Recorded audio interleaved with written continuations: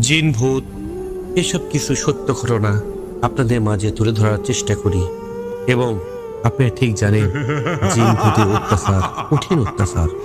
আজকে এরকমই একটা ফ্যামিলি, একটা ভাইয়ের, একটা বোনের ঘটনা আপনাদের মাঝে নিয়ে এসেছি। চলুন বকবক না করে শুনে আসি গভীর মনোযোগ দিয়ে, ভালো লাগবে সবাইকে। যেভাবে লেখা আছে আমি সেভাবেই পড়ছি। আমি মেহেদি হাসান মুন্না, আদমদীঘি উপজেলার চাঁদপুরের বাগাদহ গ্রাম থেকে তাদের সাথে ঘটে যাওয়া ঘটনাটি যেন আমি লিখে এবং ভূত.com শেয়ার করি। এমনই একজন মিলন কাকা আমাকে মেসেজ করেন এবং তার সাথে দেখা করতে বলেন। তিনি বলেন তার কাছে একটি ঘটনা রয়েছে যেটি অন্যান্য ঘটনার থেকে কিছুটা ব্যতিক্রম। এটা শুনে আমারও আগ্রহ একটু বেড়ে গেল। তাকে আমি দেখা করতে বলি নাগর নদীর ধারে। তিনিও যথাসময়ে খাওয়া দাওয়ার কিছু সামগ্রী নিয়ে সেখানে হাজির হন। বেশি কথা না বাড়িয়ে ঘটনায় চলে যাই, বলছেন মিলন কাকা।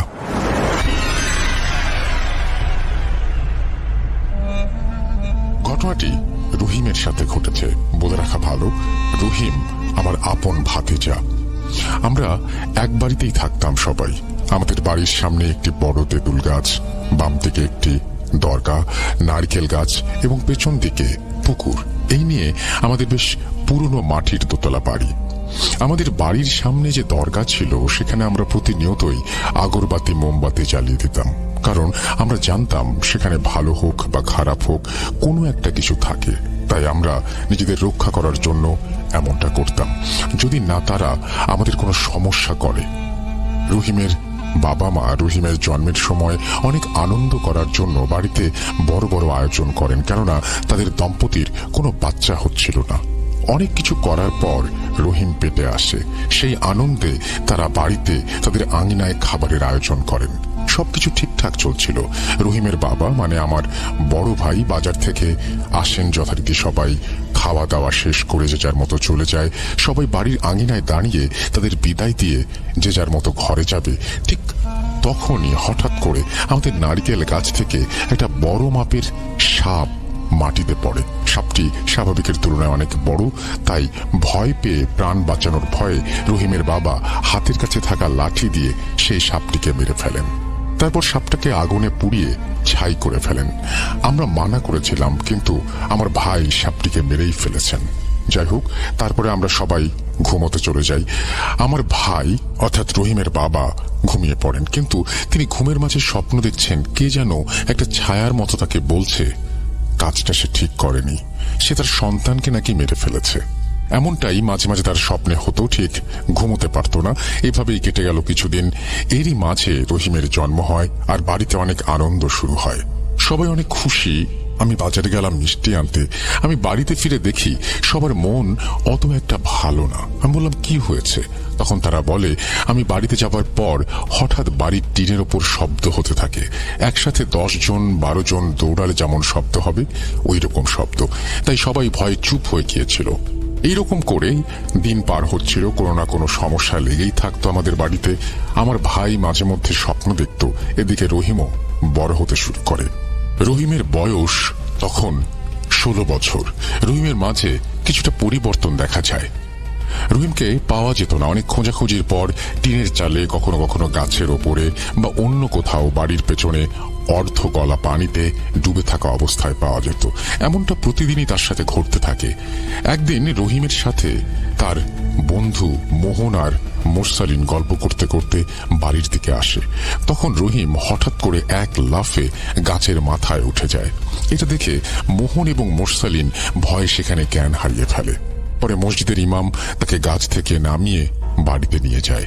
আস্তে আস্তে রহিম অনেক অসুস্থ হয়ে যায়। অনেক ডাক্তার, অনেক কবিরাজের সন্ধান করা হয়। সবাই দেখতে আসে, কিন্তু কোনো সমাধানই করতে পারত না তারা। শুধু একটি কথাই বলেন তারা, যে আমাদের দ্বারা সম্ভব নয়। এই ছেলেটিকে যদি বাঁচাতে চান তাহলে তাড়াতাড়ি ভালো কোনো কবিরাজের কাছে নিয়ে যেতে হবে। রহিমকে অনেক বড় এবং শক্তিশালী জিন ধরেছে, এইটুকু বলে তারা চলে যায়। কেউই ঠিক মতো চিকিৎসা দিতে পারে না। এদিকে দিন দিন রহিমের অবস্থা খারাপ হতে থাকে। তার চোখের নিচে কালো দাগ পড়ে যায়। নামাজ কালাম অনেক আগেই সে ছেড়ে দিয়েছে। নিজের দাঁত দিয়ে নিজের হাত কামড়াতে থাকে। এভাবেই কেটে যাচ্ছে দিন। এদিকে আমরা কবিরাজের খোঁজ করতে থাকি। এক সময় বগুড়ার একটি ভালো কবিরাজের খোঁজ পেয়ে যাই, তার সাথে যোগাযোগ করি এবং তিনি আমাদের জানান সামনের মঙ্গলবার তিনি আমাদের বাসায় আসবেন। তবে আমাদের কিছু জিনিসপত্রের ব্যবস্থা করে রাখতে হবে, যেমন আগরবাতি, গোলাপ জল, মরিচ, একটি জীবিত মুরগি এবং পাখির পালক ইত্যাদি। আমরা যথাসময়ে সবকিছু গুছিয়ে রাখি। মঙ্গলবার মাগরিবের পরে কবিরাজ আসেন। আমাদের বাড়িতে গোল করে একটি বৃত্ত মাঝে তিনি বসেন আর রহিমকে হাজির করতে বলেন। যেই ভাবা সেই কাজ। আমি রহিমকে নিয়ে আসলাম এবং কবিরাজের কথা মতো সব সামগ্রী সামনে রেখে তারপর হুজুর রহিমকে বলেন, কেন তুই এই ছেলেটাকে এভাবে কষ্ট দিচ্ছিস? তখন রহিমের মাঝে থাকা সেই জিনটা কিছুই বলে না। তখন কবিরাজ রাগ করে মরিচের গুঁড়ো তার দিকে ছিটিয়ে দেয় আর বলে, দেখ কেমন লাগে। তখন রহিমের ভেতর থাকা সেই জিন ভারী কণ্ঠে রাগান্বিত হয়ে বলে, আমাকে তোরা কিছুই করতে পারবি না, আমি এই ছেলেটাকে মেরে ফেলবো। ওর বাবা আমাদের ছেলেকে মেরে ফেলেছে। এই দরগায় আমরা বহু বছর আগে থেকে বসবাস করি, এখানে ওরা বাড়ি করেছে। আমাদের অসুবিধা হচ্ছিল, তারপরেও কিছু বলিনি, কিন্তু সেদিন ওদের বাড়িতে ওদের ছেলে হবে সেই আনন্দে খাবার আয়োজন করেছিল। সেটা দেখতে আমার ছেলে গিয়েছিল, কিন্তু হঠাৎ করে গাছ থেকে নামতে গিয়ে সে সাপের রূপ নেয়। কিন্তু ওরা আমার ছেলেকে মেরে ফেলে। আমি ওদের ছাড়বো না। 16 বছর হওয়ার আগে ওকে মারতে পারবো না দেখে তোদের মতো খারাপ কবিরাজকে দিয়ে ওকে কালো জাদু করিয়েছি। এই কথা বলে হাসতে থাকে। তখন কবিরাজ বলে যে কোনো কিছুর বিনিময়ে তুই চলে যা, কিন্তু জিনটি কিছুতেই রাজি হয় না। তখন কবিরাজ অনেক মন্ত্র পাঠ করেন এবং তারপর পাখির পালক আগুনে পুড়িয়ে সেটা দিয়ে একটু করে রহিমের শরীরের ওপর গলিয়ে দেয় এবং এদিকে রহিমের ভেতর থাকা জিনটা সজোরে চিৎকার করতে থাকে। এভাবে অনেক চেষ্টার পর জিনটাকে বশ করে ফেলেন কবিরাজ। এরপর কবিরাজ জিজ্ঞেস করেন কেন তাকে কালো জাদু করা হয়েছে। তখন সেই জিনটা বলে, এই বাড়ি বানানোর বহু বছর আগে থেকে আমরা এখানে থাকি, পরে এখানে বাড়ি বানাই। আমাদের অসুবিধা হয়েছে, তা সত্ত্বেও আমরা কিছু বলিনি, কারণ তারা সেই দরগাতে আমাদেরকে মোমবাতি জ্বালিয়ে দিত। এভাবেই আমাদের সেবা করে যেত বাড়ির লোকজন। কিন্তু সাপ ভেবে আমার ছেলেকে মেরে ফেলেছে, তার প্রতিশোধ নেয়ার জন্য আপনাদের মতো কিছু খারাপ কবিরাজ নিয়ে তাকে কালো জাদু করেছি, কারণ আমি তাকে 16 বছর হওয়ার আগ পর্যন্ত কিছুই করতে পারতাম না। এই জন্য বিভিন্নভাবে তাকে মারার চেষ্টা করেছি। আর কিছুদিন গেলেই সে মরে যাবে। পানিতে ফেলে দিয়েছি, তাকে পুকুরে ডুবিয়েছি, অনেক চেষ্টা করেছি, কিন্তু মারতে পারিনি। জিনটা আরো বলেন, গ্রামের কয়েকজন লোকের সাহায্য নিয়ে সেই খারাপ কবিরাজটা রহিমের মাথার চুল, হাতের নখ এবং লুঙ্গির টুকরো ব্যবস্থা করেন এবং খারাপ কবিরাজ তাকে কালো জাদু করেন। এরপর কবিরাজ জিনটিকে বোতলবন্দি করেন এবং রহিমকে কিছু তাবিজ দিয়ে যান। নিয়মিত তাকে নামাজ পড়তে বলেন। আস্তে আস্তে রহিম স্বাভাবিক হয়ে যায়। এই ঘটনা বাগদা বা তার আশেপাশের গ্রামের মানুষ জানে। এই ছিল মিলন কাকা এবং ভাতিজার সাথে ঘটে যাওয়া ঘটনা। সুন্দর করে সাজিয়ে লিখতে না পারার জন্য ভুল ত্রুটি ক্ষমার দৃষ্টিতে। মোহাম্মদ মেহেদী হাসান মুন্না, চাঁপাপুর, আদমদিঘি, বগুড়া। আমি একজন ব্ল্যাক ম্যাজিশিয়ান।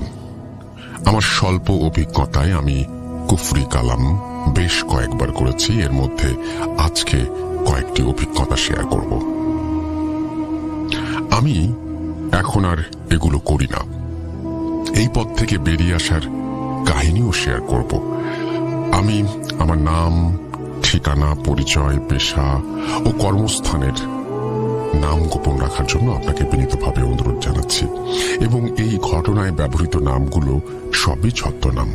শুধু এতটুকু সবার কাছে প্রকাশ করতে চাচ্ছি যে আমার বয়স খুবই কম বয়সে এই কাজ শুরু করেছিলাম এবং এর ভয়াবহতা সম্পর্কে অবগত হয়ে কোনো বড় ক্ষতি হওয়ার আগেই এগুলো ত্যাগ করেছি।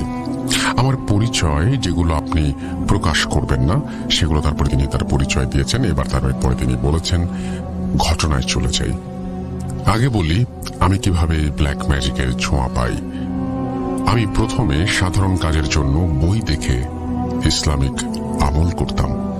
আমি প্রথম আমার 2 সহপাঠীকে কুফরি কালাম করি। আমি যখন নতুন স্কুলে ভর্তি হই তখন আমার স্কুলের একজন শিক্ষক প্রাইভেট পড়ার জন্য সবাইকে ফোর্স করত। আমি তখন প্রতিবাদ করতাম এবং যখন প্রতিবাদ করতাম ওই স্যারেরই 2 ছাত্র মাসুদ ও রানা মিলে আমার নামে তার কাছে গীবত গাইত এবং নানান অপবাদও দিত। আমার অনেক দিনের বন্ধু রাজীবও বাধ্য হয়ে তার কাছে পড়তে গিয়েছিল। সে আমাকে এসে বলতো, মাসুদ ও রানা তোর নামে স্যারের কাছে অনেক আজে বাজে কথা বলে। মাসুদ ও রানা ক্লাসেও আমার সাথে বাজে ব্যবহার করত। তারা একজোট হয়ে সব করত। এরপর আমি সিদ্ধান্ত নেই যে আমি তাবিজের মাধ্যমে তাদের মাঝে ঝগড়া লাগাবো। আমার বিশ্বাস ছিল যে তারা আলাদা হয়ে গেলে আমি একজনকে হাত করব। আমি প্রথমে তাদের বিচ্ছেদ করার জন্য একটি তাবিজ দিয়ে সেই তাবিজের নকশা করি, কিন্তু সেটা কোনো কাজ করেনি। ইউটিউবে কিছু কবিরাজ আছে যারা এসব বিষয়ে অনেক কিছু শেখায়। আমি তাদের ভিডিও দেখি কিভাবে দুই ব্যক্তির মাঝে তুমুল ঝগড়া লাগানো যায়, কেননা তখন আমার বিশ্বাস ছিল যে কুফরি কালাম কাজ করবেই। আমি গাছের বড় পাতা সংগ্রহ করে তাতে কুফরি তাবিজ লিখি এবং তাবিজের নিচে নিয়ম অনুসারে লিখি মাসুদ ও রানার মাঝে ঝগড়া লাগুক এবং সেটি জোড়া কবরের মাঝে পুঁতে দেই। উল্লেখ্য, তাবিজটি যে কোনো সময় পোতা যাবে, তাই আমি দুপুরে কাজটি সম্পন্ন করি এবং তাবিজ পোতাকালীন আমার কোনো সমস্যা হয়নি, কেননা সেটা ভর দুপুরে আমি পুঁতেছিলাম। কিন্তু এই কাজ করার পরে আমার সাথে কি ঘটতে চলেছে সে সম্পর্কে আমি অবগত ছিলাম না। সেই রাতে আমি স্বপ্নে দেখি এক অচেনা লোককে, যে কিছু বলে না, শুধু ঘুমায়। মনে হয় যে সে আমাকে কিছু বলতে চায়। আমি আমার হাতে লাল দাগ দেখতে পেতাম, যেন কেউ নখ দিয়ে আঁচড় দিয়েছে, কিন্তু এই দাগের কোনো উৎস আমি খুঁজে পেতাম না। একদিন রাতে আমি ঘুমিয়েছিলাম। রাতে আমার ঘুম ভেঙে যায় হঠাৎ করেই। আমি তীব্র একটি সুগন্ধ পেয়ে রীতিমতো ভয় পেয়ে যাই। আমি বেড সুইচ প্রেস করে লাইট অন করে দেখি খাটিয়ার উপরে শোয়ানো একটি লাশ, যার কাফন পরানো কিন্তু মুখটি খোলা। লাশটি ছিল আমার স্বপ্নে আসা ওই অজ্ঞাত ব্যক্তির। আমি চিৎকার করতে চাই কিন্তু পারি না। আমার মুখটা যেন বন্ধ। লাশটির চোখ বন্ধ করাই ছিল, নাড়াচাড়া করছিল না। হঠাৎ আমার মুখ দিয়ে বেরিয়ে আসে সেই বাক্য, যে বাক্য প্রতি নামাজ শেষে আমি পড়ি। তারপর আমার কিছু মনে নেই। আমার ঘুম ভাঙে ফজরের আজানের শব্দে। আমার বাড়ির পাশেই মসজিদ। আমি দেখি আমার রুমের লাইট জ্বালানো, আর আমি মেঝেতে খাটের পাশে পড়ে আছি। রুমে আর কোনো লাশ নেই, নেই কোনো গন্ধ। কপালের একটা অংশ প্রচুর ব্যথা করছিল। বুঝতে বাকি রইল না যে আমি আমার মাথায় কোনো কিছুর সাথে ব্যথা পেয়েছি। আমি ওযু করে নামাজ আদায় করি। আমি কয়েকদিন জ্বরে ভুগি। বাড়ির লোকেরা ভাবে সাধারণ জ্বর। প্রায় এক সপ্তাহ পরে ঠিক হয়ে যায়। ওই লোককে স্বপ্নে দেখা তারপর বন্ধ হয়ে যায়। সুস্থ হলে স্কুলে গিয়ে জানতে পারি মাসুদ ও রানার মধ্যে টাকা ধার করা নিয়ে সামান্য কথা কাটাকাটি হয়েছে। এক পর্যায়ে মাসুদ রানার সাইকেলের পাম্প ছেড়ে দেয়। সেই নিয়ে দুজনের মধ্যে তুমুল মারামারি। এই ছিল আমার করা প্রথম কুফরি কালামের ফল। তারপর আমার সাথে আর কিছু খারাপ ঘটেনি। আমার সাথে রাতে কি ঘটেছিল তার সাথে আমার করা ব্ল্যাক ম্যাজিকের যে সম্পর্ক আছে তা আমি বুঝতে পারিনি। যেহেতু আমার সমস্যাগুলো শেষ হয়ে যায়, তাই বলতে গেলে আমি প্রায় ভুলে যাই। আমার পরিবারের অসম্মতিতে আমার মামা একটি বিবাহ করে। আমার মামির আগে বিয়ে হয়েছিল এবং একটি সন্তান ছিল যার নাম শুভ। আমার মামা শুভর দায়ভার নিয়ে বিবাহ করে। বিয়ের সময় শুভ ক্লাস 4-এ পড়ত। যেহেতু পরিবারের সদস্যদের অসম্মতিতে মামা বিবাহ করে, তাই আমাদের পরিবারে নেমে আসে অশান্তির ভয়াল ছায়া। বলে রাখা ভালো, মামা বিয়ে করে 2018 সালে, আর প্রথম কুফরি কালাম করি 2019-এ। আমার মামি মোটেও ভালো মানুষ নয়। আমার মা আমার নানুর সাথে থাকে বলে যত সমস্যা। আমার মামা পরিবারের সদস্যদের অসম্মতিতে বিয়ে করে, তাই আমার মামা কেমন তা আমি আলাদা করে বুঝাচ্ছি না। শুভ ছাত্র হিসেবে খুবই বাজে। 6 বিষয়ে তার 3-4 বিষয়ের মধ্যেই ফেইল আসে এবং 2018-19-এ সে পরবর্তী শ্রেণীতে উত্তীর্ণ হতে অক্ষম হয়। ওর এমন পড়াশোনার কারণে মামা আর মামির মাঝে শুরু হয় অশান্তি। আর আমার মামিকে আমিও দেখতে পারি না, কারণ আমার নানা আজকে বেঁচে থাকলে আমার মামিকে মেনে নিত না, এবং আমার মামি আমার মায়ের সাথে যেমন খারাপ ব্যবহার করে আমার সাথেও তেমন ব্যবহার করে। মাঝে মাঝে আমার সাথে কথা কাটাকাটিও হতো। আমার নানুর দিন খুবই কষ্টে কাটছিল। কথাগুলো সংক্ষেপে বললাম। এসব কারণে আমি চিন্তা করি কুফরি কালাম করব, মামিকে শিক্ষা দিব। আমি এবার বই দেখে কুফরি কালাম করি। কুফরিটি ছিল ভয়ানক। এই প্রক্রিয়ার জন্য জিন চালান দিয়ে যে কোনো কাজ হাসিল করা যায়। আমার টার্গেট ছিল জিন চালান দিয়ে আমার মামা আর মামির মাঝে বিচ্ছেদ ঘটানো। নিয়ম অনুসারে আমি 21টি ভিন্ন কাগজে 21টি নকশা আঁকি। নকশাগুলো ছিল এমন, তারপরে তিনি নকশার বর্ণনা দিয়েছেন, সেগুলো আমি বলতে চাই না। এবং তারপরে তিনি বলছেন নকশার নিচে নিয়ম করে তিনি লিখেছিলেন যে অমুকের পুত্র অমুক এবং অমুকের কন্যা অমুকের বিবাহ বিচ্ছেদ হোক। অনেক সময় নিয়ে এই 21টি নকশা তৈরি করি। নিয়ম ছিল 7 দিন সন্ধেবেলা 3টি করে 7 দিনে 21টি নকশা দাহ করতে হবে নির্জন একটি স্থানে। 2 দিন কাজ করার পর একদিন শুভর গায়ে মামা হাত তোলে পড়াশোনার জন্য, এবং এই নিয়ে মামা মামির ঝগড়া লাগে। আমার মামি আমার মামার কাছে ডিভোর্স চায়। এসব দেখে আমি মনে মনে খুশি হই, কিন্তু ভাগ্য আমার মামিকে সাপোর্ট করে। 4 দিন আমি নিয়ম ঠিক মতো মানি। 4র্থ দিন নকশা দাহ করার পর আমার কাছে আরো 9টা নকশা ছিল। নকশাগুলো পোড়ানোর 5ম দিবসে আমি যে স্থানে নকশাগুলো রেখেছিলাম সেখান থেকে আমি আর সেগুলো খুঁজে পাই না। আমি সেগুলো খাতার ভেতরে রেখে আমার ড্রয়ারে তালা দিয়ে রেখেছিলাম, যার চাবি সর্বদা আমার কাছেই থাকতো। আমি ভয় পাই। ভয় পাওয়ার কারণগুলো ছিল নকশাগুলো আমার পরিবারের কারো হাতে পড়ার ভয়, এবং আরেকটি ভয় ছিল আমি জিন চালান দিয়েছিলাম। এখন কি সেই জিন আমার ক্ষতি করতে চাইছে? আর আমি ওগুলো যেভাবে রেখেছিলাম কারো হাতে পড়ার কথা না। পরের দিন বাড়ির বড়রা সমাধান করে শুভ নানুর বাড়িতে থাকবে এবং আমার মামা তার খরচ দেবে, অর্থাৎ শুভ তার নানার বাড়িতে চলে যাবে। এভাবে মামি আর মামার ডিভোর্স আটকে যায়। আমি ঠিকভাবে কাজ করলাম, সফলতা পেতে চলেছিলাম। হঠাৎ এসব ঘটনা কেন ঘটলো, এই প্রশ্নগুলোর উত্তর পরের দিনই পাই। যে ঘটনাগুলো ছিল এই কাহিনী সবচাইতে এটার ইন্টারেস্টিং অংশ। আমার এক ভাইয়া আছে যার সাথে নাকি অনেকগুলো জিন থাকে। তিনি প্রবাসে থাকেন। তিনি আমাদের দেশে আসলে যদি আমাদের বাসায় আসেন তাহলে নানান তদবির করেন। তিনি ইসলামিক তদবির করেন, কুফরি করেন না। তার নাম কালাম। আমার মা আমাকে জিজ্ঞেস করে যে আমি কি কাউকে তাবিজ করেছি নাকি। আমি ভাবি সর্বনাশ, তাবিজগুলো আমার মায়ের হাতে পড়েছে। আমি তাকে খুলে বলি যে আমি কি করেছি। আমি শুধু মামাকে তাবিজ করার ব্যাপারটাই বলি। মা আমাকে বুঝান যে আমি ভীষণ অন্যায় করেছি। আমি মাকে জিজ্ঞেস করি তুমি কিভাবে জানলে? মা বলল তোমার কালাম ভাই বলেছে। আমি অবাক হয়ে যাই, কালাম ভাই তো প্রবাসে। আমার মা বলল তুমি তোমার কালাম ভাইয়ের সাথে কথা বলো, সে তোমার সাথে কথা বলতে চেয়েছে। পরে কালাম ভাই আমাকে জানায় যে তিনি সেদিন কুফরি কালাম যেদিন করেছি তার 2 দিন পরে মামা আর মামির ঝগড়া লাগে। কালাম ভাই জিনের মাধ্যমে তা জানতে পারেন এবং নকশাগুলো উদ্ধার করেন তিনি জিনের মাধ্যমে, এবং তা তিনি নষ্ট করে দেন। এবং তিনি জানান আমি খুবই বাজে কুফরি কালাম করেছি আর খুবই ভয়ানক, যেটি আমার ক্ষতিও করতে পারত। তিনি আমাকে বলেন তোমার মা তোমাকে একটি তাবিজ দেবে, সেটি রাখো, না হলে ওই শয়তান তোমার ক্ষতি করবে। আমি তার কথা মতো তাবিজটি নেই।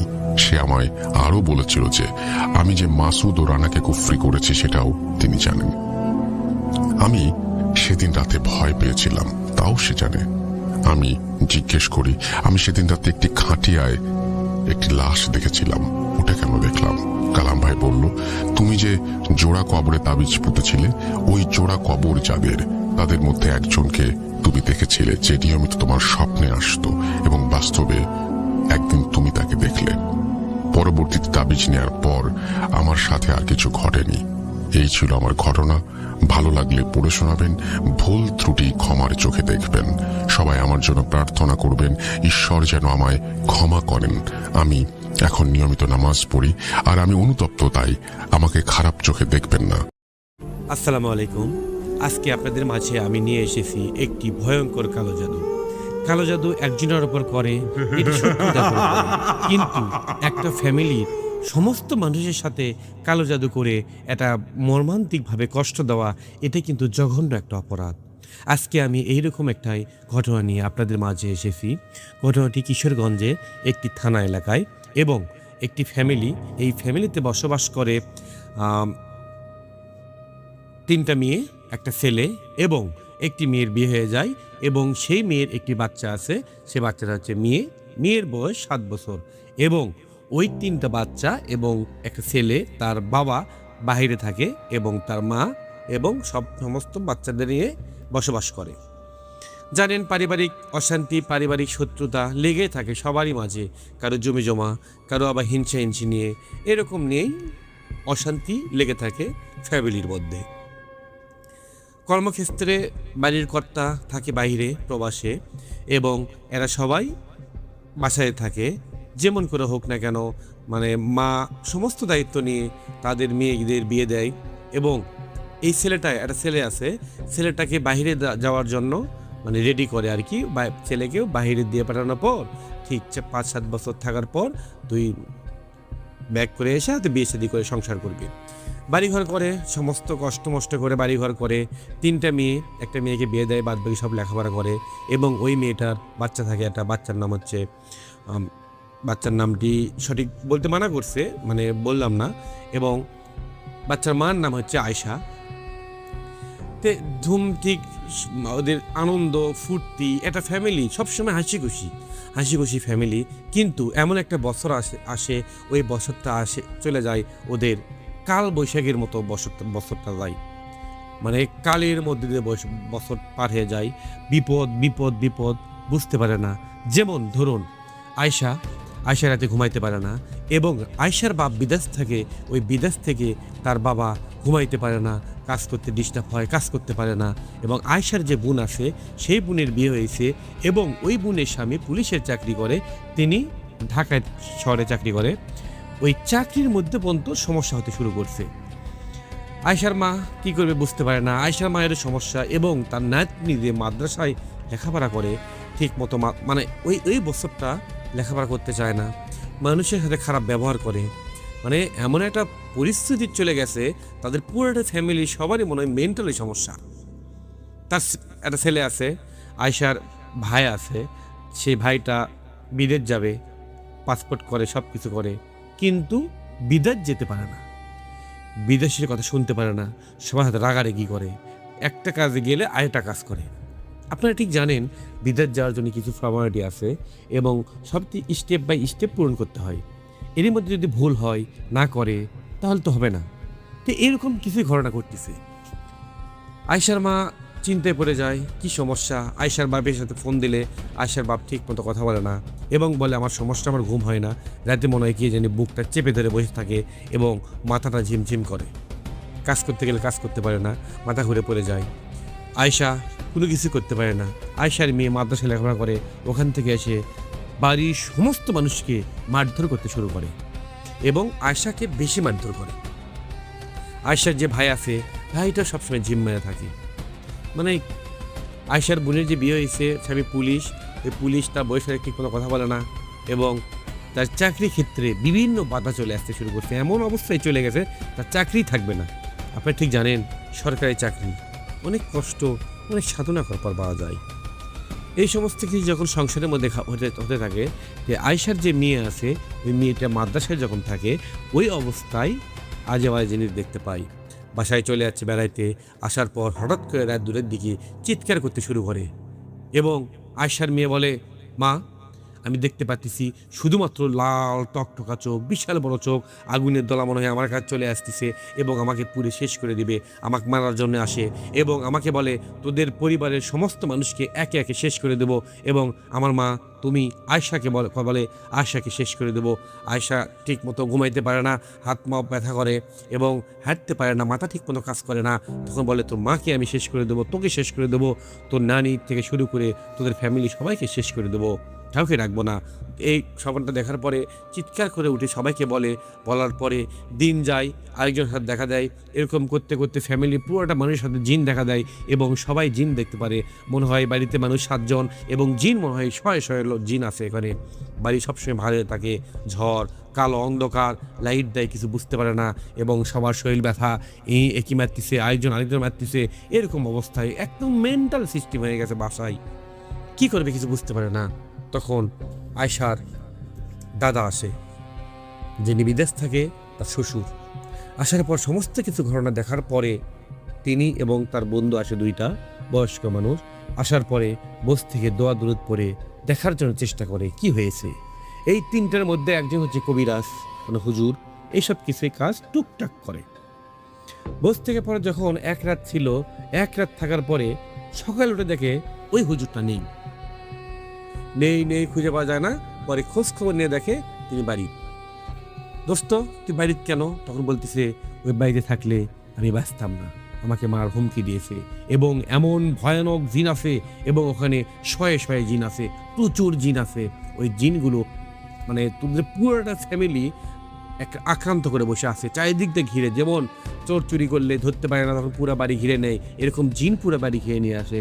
যাক পাচ্ছে তাই কষ্ট দিচ্ছে, এরই মাধ্যম থেকে ওরা আয়োজন মার দিচ্ছে, এর থেকে একই মার দিচ্ছে, এরকম করে সবাইকে মায়ের ওপর মারধরের ওপর ফ্যামিলিটা তছনছ করে দিচ্ছে। তখন বলতেছে আমার পক্ষে তো এটা সমাধান করা সম্ভব না, কেন আমি যেটুকু বুঝতে পারছি এবং আমার সাথে যেরকম ভাবে দেখা দিয়েছে আমি তো ভয়ে ওখান থেকে চলে যাচ্ছি। আমার পক্ষে সম্ভব না কিছু করা বন্ধু, আমাকে ক্ষমা করে দে। কিন্তু হ্যাঁ, আমি তোদেরকে একটা হুজুরের ঠিকানা দেব। আমার সে ওস্তাদ খুবই ভালো এবং টাকা পয়সা নিয়ে কোনো সমস্যা নেই, আমি যদি বলে দিই সব কিছু ঠিক হয়ে যাবে। তখন তার নানা বলে, আয়সার নানা বলে, বন্ধু তুই আমার সাথে যেতে হবে। তখন হুজুর বলে আমি যদি যাই দেখ আমার ক্ষতি করবে, আমার দুটো বাচ্চা আছে, আমার বউ আছে, আমার সংসার আছে, আমি তো এসব কাজ করি না, আমার মাধ্যমে ওখান থেকে যাবে, আমি নিয়ে যাব, তাহলে তো আমার কোনো সমস্যা হতে পারে। তুই কি চাস আমার ফ্যামিলিটা শেষ হোক? তখন আয়সার নানা বলে দেখ আমার মেয়ের ফ্যামিলি শেষ হয়ে গেছে, তছনছ হয়ে গেছে, আমি চাই না আমার বন্ধুর ফ্যামিলি শেষ হয়ে যাক।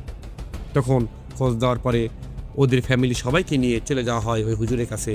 যাওয়ার পর বসার পর হুজুরকে যখন সব কিছু খুলে বলা হয়, তখন হুজুর একে একে প্রথমে আয়সার শরীরে জিন হাজির করে এবং ওই সব জিনগুলোকে মেরে ফেলে দেয়।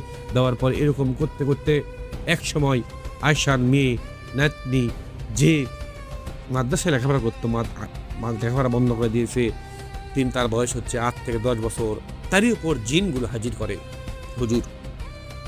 করার পর এক মুরত থেকে বলতে শুরু করে কি কি ক্ষতি করছিস? বলে তাদের ফ্যামিলির সমস্ত ক্ষতি করছি এবং তাদের ফ্যামিলিটা ধ্বংস করার জন্য যা যা করতে হবে সব কিছু আমরা রেডি করতেছি এবং আমরা তা করবই।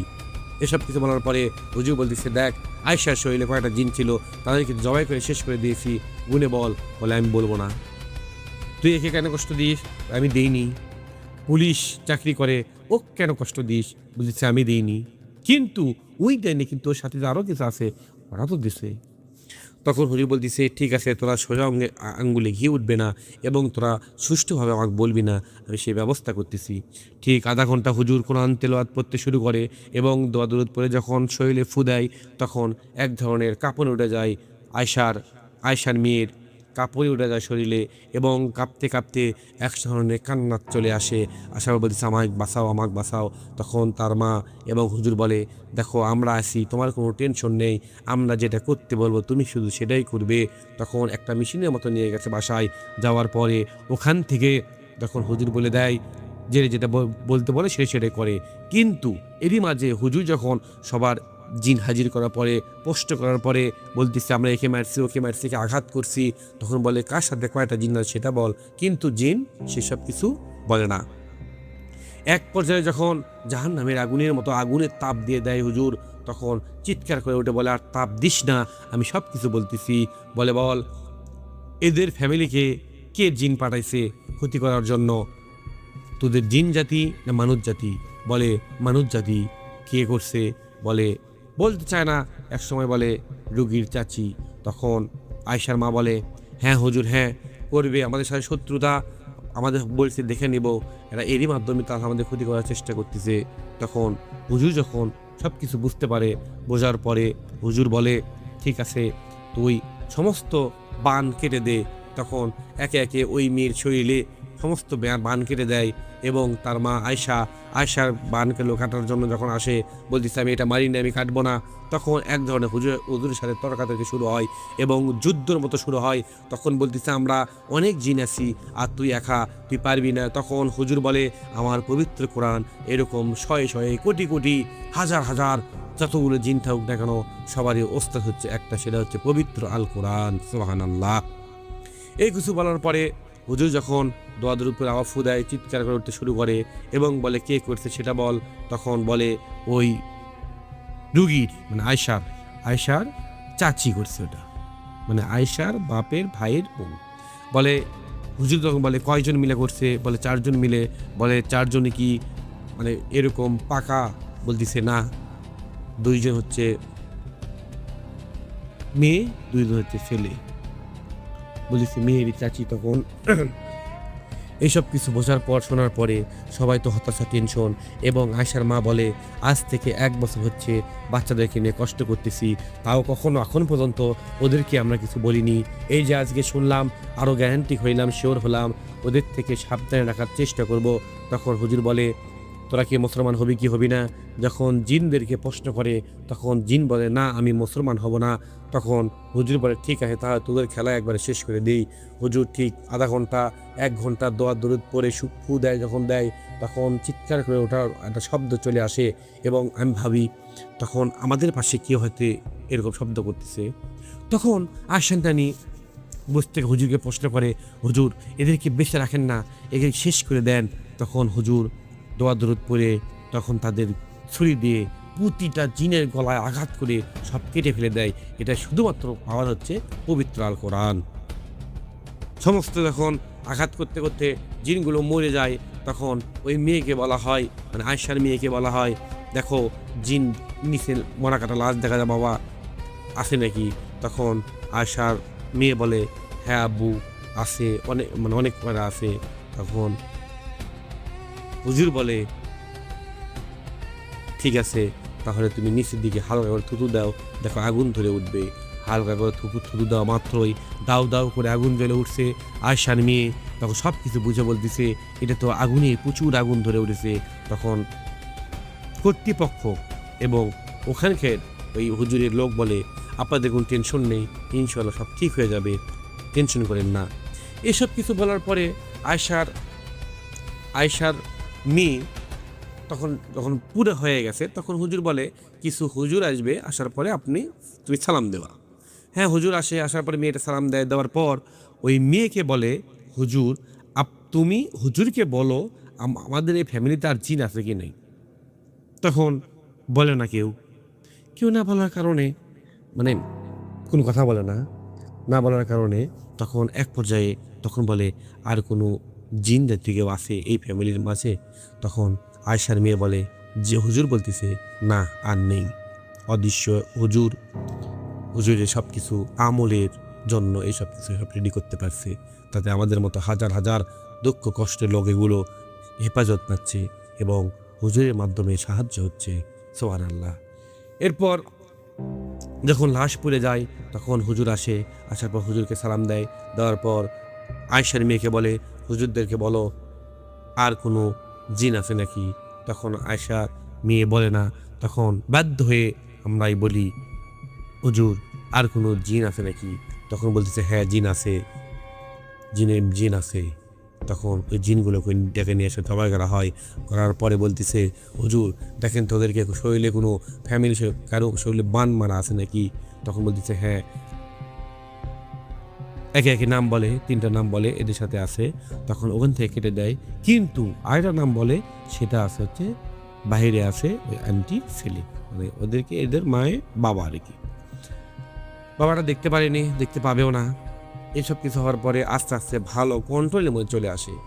আসার পরে পানি পাড়া দেয়, তাবিজ দেয় এবং তেল পাড়া দেয়। এই সমস্ত কিছু আস্তে আস্তে ব্যবহার করতে করতে ইনশাআল্লাহ আল্লাহর রহমতে তেল পাওয়া গেছে এবং এইসব কিছু হওয়ার পরে সমস্ত আস্তে আস্তে সুস্থ হতে শুরু করে। পুরোটা ফ্যামিলি আস্তে আস্তে সুস্থ হয় এবং হুজুর বলে এত কিছু যে হয়ে গেল তাদের ফ্যামিলি ইনশাআল্লাহ এরপর থাকার কিছু করতে পারবে না, এই ব্যবস্থা আমি করব। ঠিক 7 দিন পর হুজুর বাড়ি যায় এবং বাড়িটা এমনভাবে বেঁধে দেয় আর কোনো কালো জাদুর কোনো প্রভাব নেই, আর কোনো সমস্যা নেই। তারা সবাই ফ্যামিলি সমস্ত মানুষ ভালো আছে। সবার জন্য সবাই দোয়া করবেন, সুস্থ থাকবেন, ভালো থাকবেন। আসসালামু আলাইকুম।